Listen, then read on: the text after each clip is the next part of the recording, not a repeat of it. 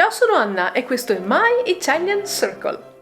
This is a new episode of our News in Slow Italian, where we talk about Christmas in Italy and what we can and cannot do in this holiday season.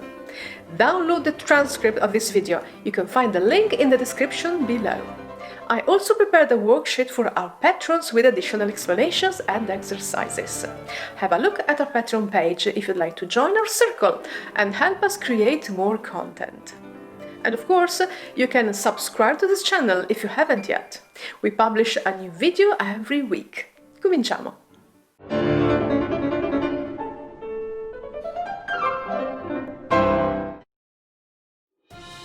Learn Italian with the news. Buongiorno! L'edizione di dicembre del nostro telegiornale è dedicata al Natale e le altre festività di questo mese. Iniziamo con una festa molto particolare che si è celebrata il 13 dicembre in alcune località italiane e anche in altri paesi, tra cui la Svezia. Santa Lucia. Secondo la tradizione, in diverse città dell'Italia settentrionale, la santa si reca nottetempo nelle case dei bambini per portare loro regali e dolciumi. Per ringraziarla è abitudine lasciare un bicchiere di vino, dei biscotti e del fieno per l'asino che trasporta i doni. Santa Lucia è una martire cristiana, originaria di Siracusa, vissuta nel III secolo d.C. e venerata dalla Chiesa cattolica e da quella ortodossa. Il nome Lucia deriva da lux, che significa luce, e per questo la santa è considerata protettrice della vista. Non a caso la sua festa ricorre a dicembre, poco prima del solstizio d'inverno, il momento in cui le giornate ricominciano lentamente ad allungarsi dopo i giorni più corti e bui dell'anno. È legata al solstizio d'inverno anche un'altra festività molto più conosciuta, che viene celebrata ormai in quasi tutto il mondo: il Natale. Nella tradizione cristiana, il Natale ricorda l'anniversario della nascita di Gesù Cristo e fin dalle origini coincide con le festività greche e romane dedicate al culto del sole che sconfigge le tenebre dell'inverno. In questo stesso periodo dell'anno ricorre la festività ebraica di Hanukkah, festa delle luci. Il Natale è una ricorrenza particolarmente sentita in Italia, anche tra chi non si riconosce nella religione cristiana. Per la maggior parte degli italiani è irrinunciabile passare il Natale in famiglia.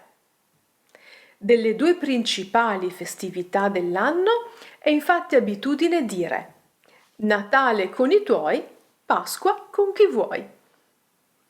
Quest'anno la situazione in cui ci troviamo, con le restrizioni imposte dalle norme anticontagio, renderà questa festa un po' diversa dal solito.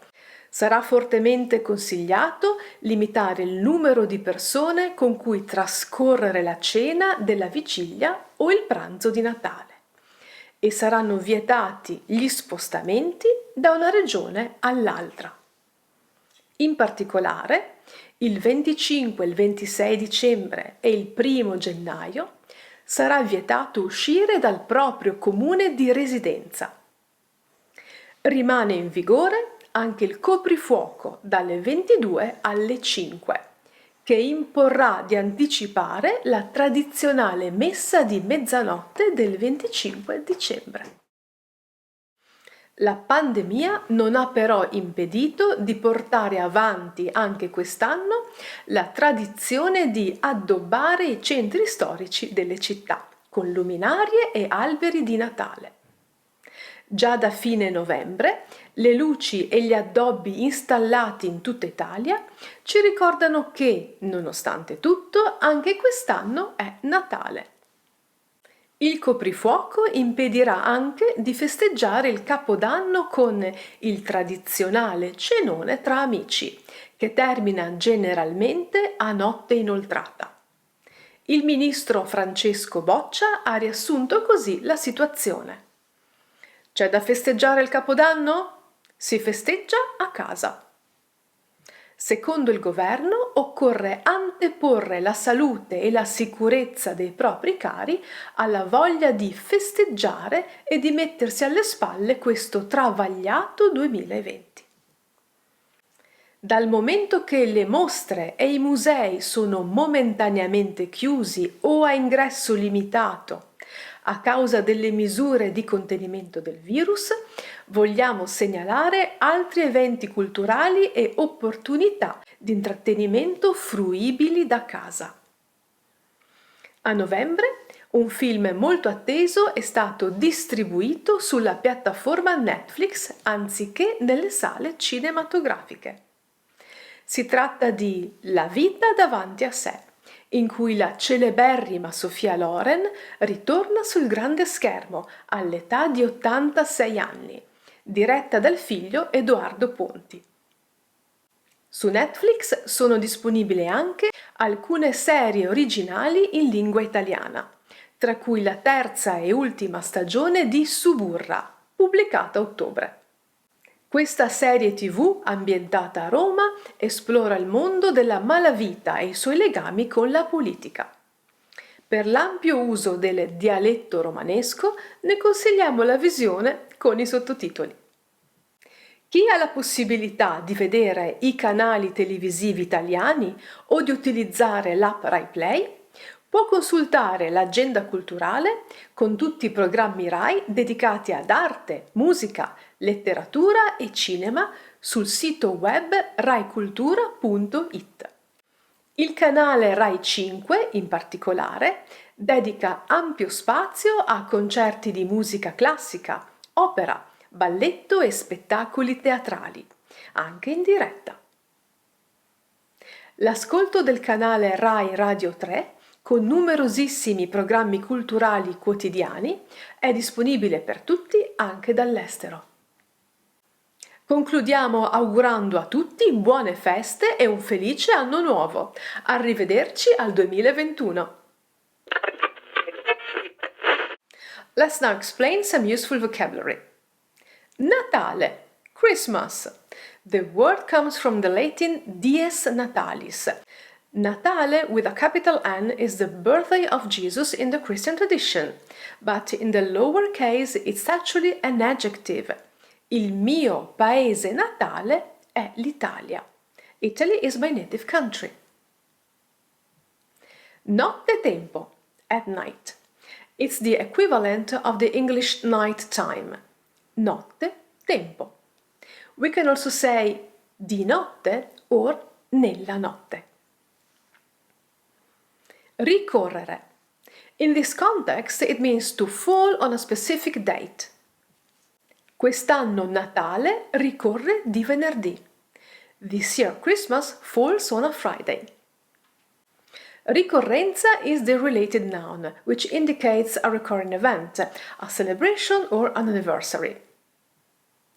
Irrinunciabile, which cannot be renounced, essential, fundamental. As we saw in other videos, adjectives ending in abile or ibile indicate a possibility. Fruibile is another example, and it means available, accessible. Coprifuoco, curfew. It comes from French and literally means to cover the fire, to put out the flames, something one would do at night for safety before going to bed. Il coprifuoco imposto dal governo vieta di circolare dopo le 22. The curfew declared by the government prohibits circulation after 10 p.m. Cenone. This is the augmentative form of cena, dinner, which becomes masculine. Il cenone di Capodanno. It's only used for the big dinner you have on New Year's Eve. Anteporre. Literally, to put something before something else, so to prefer, to prioritize. Dobbiamo anteporre il bene comune ai nostri interessi personali. We need to put the common good before individual interests. Malavita, criminals, the criminal word, literally the bad life. Molte serie TV ambientate in Italia riguardano la mafia e la malavita. Many TV shows set in Italy are about mafia and criminality. That's all for now. Why don't you leave a comment below to tell me about yourself and your language learning goals? You can also get in touch with us on Twitter and on Facebook. Ci vediamo presto!